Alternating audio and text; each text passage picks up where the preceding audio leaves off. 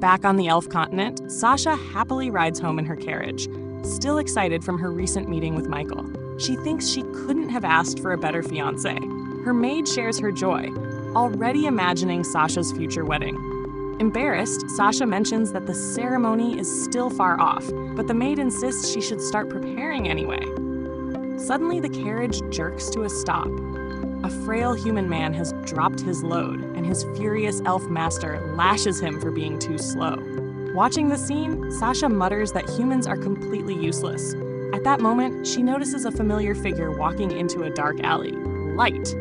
Shocked, she quickly jumps down and rushes after him, convinced her eyes must be playing tricks on her. She runs through the maze of alleys, but Light disappears, leaving her standing at a dead end. Relieved, she tells herself she must have imagined it, until she turns around and finds a message from Light telling her to meet him at the giant tower. The shock is too much, and Sasha lets out a terrified scream. Her maid arrives in a panic, while Sasha worries that all the rewards she earned from her mission to kill Light might come crashing down. Watching from a rooftop, Light tells Ellie to take over. Thrilled at the chance to punish someone who hurt her beloved master, Ellie imagines all the ways she can destroy Sasha's life. With everything ready, they move on to the final stage of their revenge. Meanwhile, at the Elven barracks, two soldiers, Anya and Kia, entertain themselves by throwing daggers at a tied-up human. Nearby, an elf named Sharfat harasses his own human slave, while Must and their captain watch with growing disgust. Sharfat mentions Kaido's recent mission with Yanak. Kaido went berserk, killed several people, and was eventually killed by a human. Now the higher-ups want their squad to avenge him. Sharfat doesn't care, calling Kaido a dropout, but Must insists it's their duty to avenge a former comrade. As Anya and Kia continue tormenting their victim, Sharfat tells them to just finish the man off. They refuse, saying they'll treat their slave however they want. They even scold Sharfat for acting like a degenerate in public, irritating him. Must steps in, reminding them it's considered an honor for a human to be killed by an elf. Sharfat argues he takes things too seriously. Suddenly, the captain's overwhelming aura forces everyone into silence. He orders Anya and Kia to stop torturing the man and tells Must to relax a little. Then he commands Sharfat to end the human's suffering. Sharfat obeys immediately, killing the slave. The captain tells Anya and Kia to clean up the body, then orders agresses, Must to prepare for their next mission. Sasha quietly cries in the corner, traumatized by witnessing another human's death. Sharfat dismissively tells her to go rest in her room, and she quickly flees. The captain then warns Sharfat to stop fooling around with humans. He reminds him that Elven bloodlines are sacred, and they must not risk creating children with inferior races. Elves historically married prestigious maestros to preserve their power. Sharot points out that despite their proud bloodline, elves haven't been gaining strength lately. The captain explains that centuries of crossbreeding have thinned their once pure lineage. Sharfat finally snaps and admits he never intended to have children. He only enjoys manipulating weak human women until they believe he genuinely cares for them. Anya and Kia drag away the corpse, calling Sharfat a twisted pervert. Bored, Sharfat suggests they get rid of Sasha next and asks the captain for permission to execute her. The captain declines. Standing up, he declares that their priority is to avenge Kaido and restore honor to the Elven Queen, even if Kaido was a failure who abandoned them. Later that night, Sasha is sleeping when a strange noise outside wakes her. Not far from her home, a glowing magic circle forms in the forest, and an enormous tower rises from it. At the very top, Ellie appears, waiting for Sasha to arrive. From her window, Sasha spots the mysterious structure and wonders if this is the place Light wanted her to visit. Meanwhile, deeper in the forest, an elf transporting young human slaves gets attacked by a vicious Orthos. Terrified, he abandons the children and flees, leaving them at the mercy of the beast as it slowly approaches. The next morning, that same driver arrives at a tavern where everyone is buzzing about the sudden surge of monsters in the forest.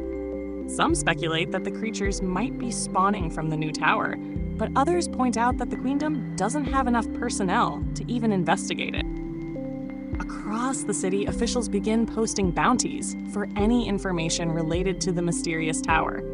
Light sees one of these posters and is surprised by how many elves have already gathered to take on the dangerous challenge. Nearby, 2 elven adventurers start hitting on Nemu, bragging that they're level 150 and telling her to ditch Gold, the old hunk of metal, and the boy with her. Nemu coldly rejects them. Light calmly asks elves to stop bothering her, but when they ignore him and try to attack, he instantly takes them down with a lightning spell. Seeing him cast magic without chanting, the surrounding elves immediately recognize his group as the infamous Black Fools.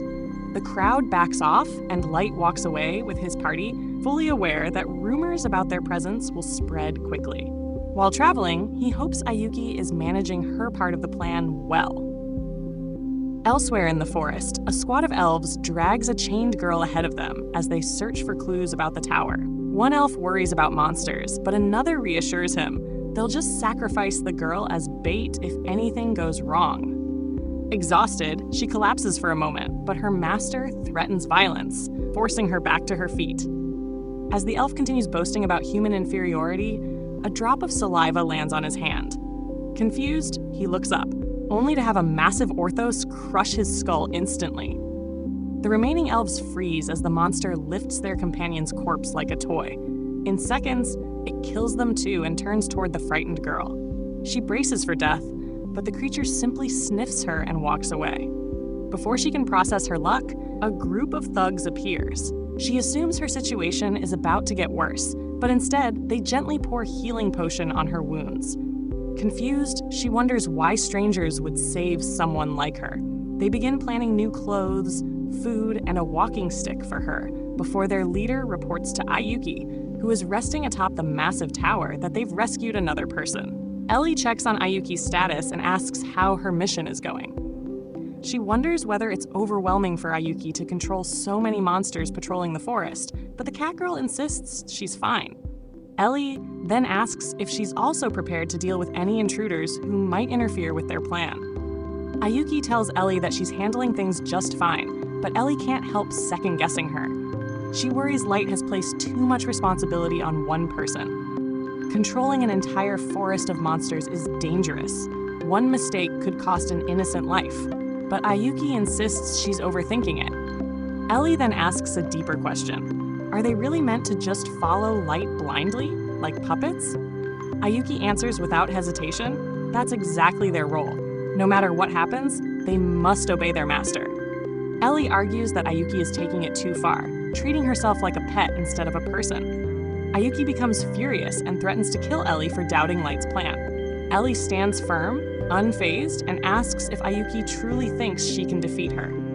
The cat girl says she's willing to try, and the tension between them spikes, just moments away from turning into a deadly fight. Before they clash, one of the thugs calls out to Aayuki to report that they've reached the base. Both girls reluctantly calm down. Back at the base, the group hands the rescued girl to an elderly caretaker who oversees all the victims they save. The girl thanks the thugs as they drop her off at the foster home. Watching Aayuki carefully manage the protection and well-being of every rescued human, Ellie finally accepts that she can trust Aayuki to handle the forest on her own. That night, Sasha worries about how she'll reach the tower. The forest is crawling with powerful monsters far beyond her abilities. If she waits too long, the White Knights will investigate the area, and she'll be exposed for failing her mission to kill Light. With no alternatives left, she steels herself to go and finish the job, no matter what. The next day, the Elven royals and nobles gather for a meeting about the mysterious tower. The Chancellor proposes sending the White Knights to investigate, but Captain Hardy immediately shuts him down, insisting his elite troops shouldn't be wasted on a minor problem. The nobles look around nervously, knowing only the Queen can settle the argument. When she finally speaks, the Queen sides with Hardy and orders them to simply increase the rewards for adventurers willing to explore the forest. The nobles disperse, while the frustrated Chancellor leaves with clenched teeth. Later, Hardy thanks his mother for sparing his knights from pointless labor. She tells him she'd never risk her beloved son's safety. Hardy grumbles that the Chancellor is trying to play political games at a dangerous time. The Queen laughs, amused by his seriousness, but Hardy insists this isn't a joke. He warns that the Chancellor wants to end their monarchy. She's confident he doesn't stand a chance, not while her loyal son is here. Standing up, the Queen tells Hardy the tower is a far bigger threat than the Chancellor's schemes. She believes it could destroy their entire nation. Hardy is shocked and immediately wonders if a new Dark Lord is emerging. The Queen says that even if one appears, all races united should be able to defeat him. But a Dark Lord's rise would also trigger the birth of a human hero, something that would complicate everything for the elves. The Queen laments that they can't simply exterminate all humans to remove the risk. Hardy reminds her that doing so would make them look like the villains.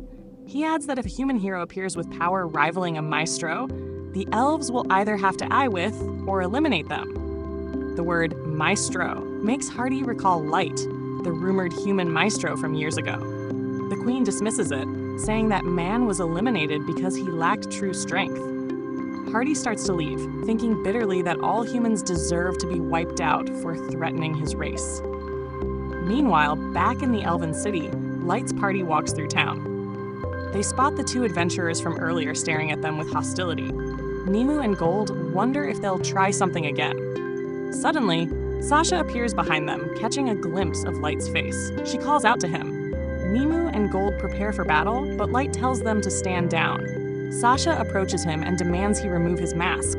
Light calmly explains that he hides burn scars beneath it, but Sasha doesn't believe him. She reaches out and knocks the mask off, revealing his face beneath. And that concludes episode 8.